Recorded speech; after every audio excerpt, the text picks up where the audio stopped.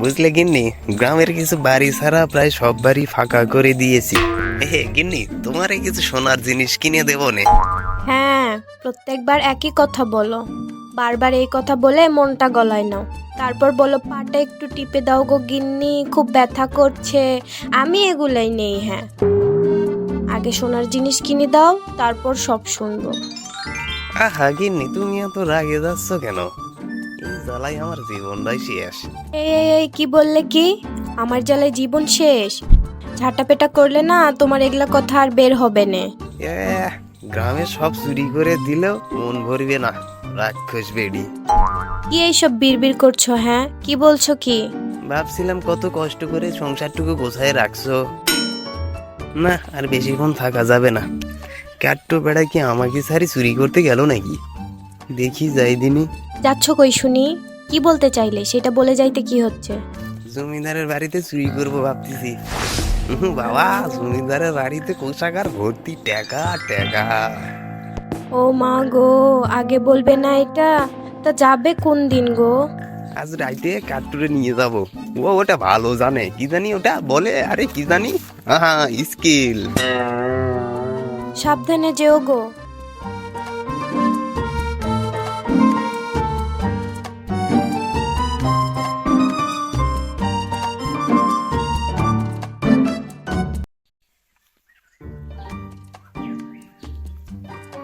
কাট্টু, তোর কথাই তো ভাবছিলাম। জমিদার মশাই নাকি চোর ধরার ভাত বাঁচছে।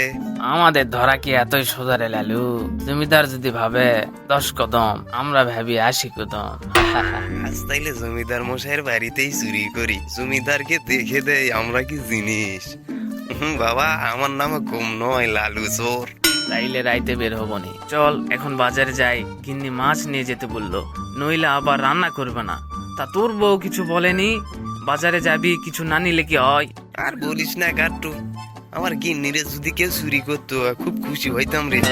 সারাটা দিন চিল্লাই।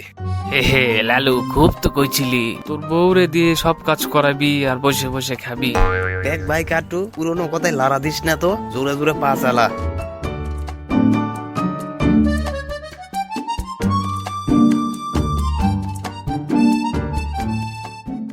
আরে রামু কাকা যে, তা মাছ কত করে কেজি?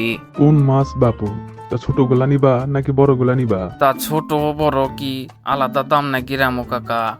হ্যাঁ, ছোট গুলা 130 টাকা কেজি আর বড় গুলা 140 টাকা কেজি। কোনটা নিবা? তা বড় মাছ দাও তো 1 কেজি।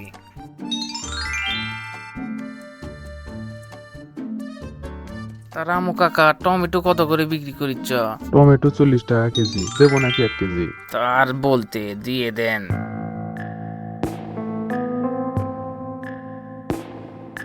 কাট্টু এত টাকা পায় কোথায়? বিষয়টা তো সুবিধার মনে হচ্ছে না। গ্রামের সব চুরি আবার এরাই করে না তো। থাক, না দেখে কাউরে দোষ দেওয়া যাবে না। লালু তুই তাইলে যা, রাইতে তোরে আমি ডাকবো নে। আচ্ছা চললাম, তেলের বোতলটা আবার সারিয়ে আসিস নে। ওটা কি আর ছাড়া যায় রে? ওটা ছাড়া তো কাজই চলবে না।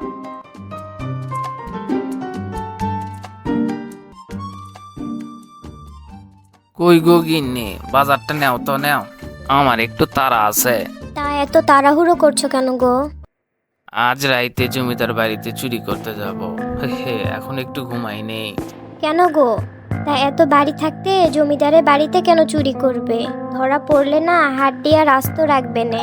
আহা গিন্নি, এমন অলক্ষণের কথা বলো না তো। জমিদার মশাই নাকি চোর ধরার ফাঁদ পাইতে রাখছে। তা আমার নামও কাট্টু চোর। আজ রাইতে জমিদার বাড়ি ফাঁকা করে দেব। সাবধানে যেও গো। যাও, এখন একটু ঘুমাই নাও। গিন্নি, কেমন লাগছে বলো তো? বাবা, আমাকে তো এমন বেশ নায়কের মতো লাগে বলো। ঢং দেখো, চুরি করতে যাচ্ছে তার আবার নিজের প্রশংসার শেষ নেই। গিন্নি, তুমি কি আমারে কিছু বললে নাকি? না গো, শোনো, জমিদারের বউ অনেকগুলো সোনার জিনিস পরে থাকে, আমার জন্য কিচ্ছুটি ছাড়বে না।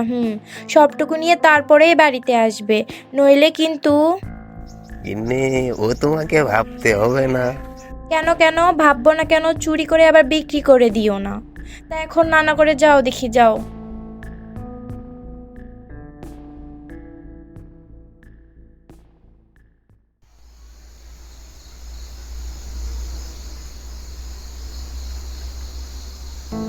জমিদার মশাইয়ের কোষাগার নাকি টাকায় ভর্তি, কিন্তু আজকে তো কোষাগারে যাওয়া যাবে না বুঝলি। আজকে গুদামে যাব, গুদামে যা পাবো সব নিয়ে আসবো। কোষাগারে যাওয়া যাবে না মানে? শোন কাট্টু, সবসময় আর কি মারবি নে। আরে লালু, রাগ হচ্ছিস কেন?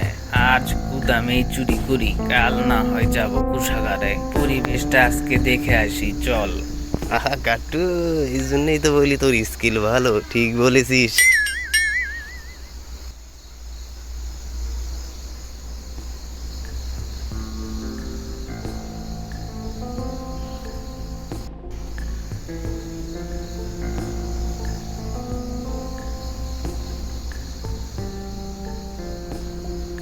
আরে দরজা দেখি খোলা, জমিদার বড্ড বোকা নাকি? আরে না, এটা মনে হয় আমাদের ধরার ফাঁদ হইতে পারে। আমারে একটু ভাবতে দে, চল এখন ভিতরে যাই। আরে বাস কাট্টু, আমি যা দেখতেছি তুই কি সেটাই দেখতেছিস? হ লালু, চারিদিকে শুধু সোনা আর সোনা। তার মানে জমিদারের কোষাগারে নয়, গুদামে। এত বাড়ি থাকতে জমিদার বাড়িতেই গেল।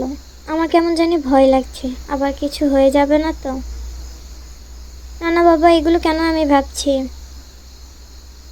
কাট্টু যদি ধরা পড়ে, জমিদার তাহলে তো ওরা অনেক পেটাবে। পেটাক, সাথে আমিও পেটাবো। এত বাড়ি থাকতে ওদের জমিদার বাড়িতেই কেন যাইতে হবে? কাট্টুর জন্য মনে হয় এই গ্রামটাও ছাড়তে হবে। এই গ্রাম ছাড়লে যাব কই আমরা?